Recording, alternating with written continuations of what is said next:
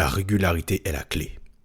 Beaucoup de personnes ont envie de faire certaines choses, mais elles veulent les faire à la perfection. Très souvent par peur du jugement d'autrui, elles veulent dès le départ la résultante de plusieurs années de travail. Mais gardez en tête que personne n'est né parfait. Toute chose se construit avec le temps et la répétition.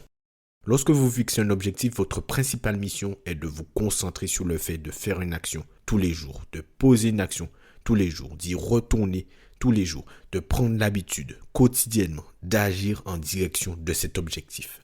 Tout le reste est superficiel. L'habitude est la clé de tout. Prenez un exemple. Imaginons que vous vouliez perdre du poids ou prendre du muscle. Votre priorité est de faire du sport. C'est tout. C'est logique, me direz-vous. Et oui, bien évidemment, il ne faut pas oublier de faire attention à ses habitudes alimentaires. Mais énormément de personnes cherchent d'abord la meilleure tenue ou le tout nouveau mouvement révolutionnaire. C'est bien en effet, ça peut aider, mais tout cela est superflu car vous n'avez pas encore développé le plus important, c'est-à-dire l'habitude. On s'en fout du lieu, du matériel ou des tips pour s'améliorer si vous n'avez même pas encore commencé. Vous vous occuperez du matériel, de votre tenue ou du tout nouveau mouvement révolutionnaire plus tard. Vous devez d'abord développer le caractère nécessaire. Vous pouvez avoir toutes les dernières techniques ou astuces. Vous pouvez chercher à vous procurer le meilleur matériel. Tout cela ne servira absolument à rien si vous ne les utilisez pas. La peur de l'échec tue la création. La peur de l'échec tue l'action. Mais la recherche de la perfection aussi. J'ai pris l'exemple du sport par facilité, mais cela vaut aussi pour n'importe quel projet. Si vous êtes un artiste, vous devez d'abord vous entraîner, travailler et vous perfectionner, car la concurrence est rude. Si vous voulez diriger plusieurs sociétés, vous devez d'abord commencer par en faire prospérer une. Les conseils sont bien.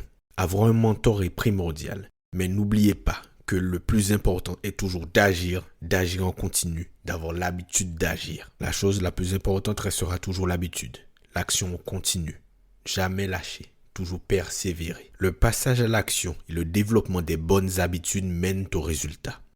Attention, je ne dis toujours pas que les astuces et les techniques sont inutiles, mais commencez dès maintenant avec ce que vous avez, afin d'acquérir ce qui compte réellement. Vous améliorerez en chemin. Lorsque nous nous fixons un objectif, nous nous concentrons sur le résultat. Mais ce résultat nécessite un changement et une transformation de votre personne. Chaque action, aussi infime soit-elle, nous permet d'avancer. Même lorsque vous n'apercevez pas de résultats visibles, n'oubliez pas que vous avez quand même avancé. L'action permet d'avancer. Les résultats ne sont pas forcément visibles systématiquement. Et je vais finir avec ceci. Lorsque l'on vous dit appréciez le processus ou prenez goût au progrès, ça ne veut pas dire d'apprécier les résultats visibles. Ça veut dire d'apprécier les efforts fournis en l'absence de résultats. Croyez en vous et à très bientôt pour le prochain épisode. Salut.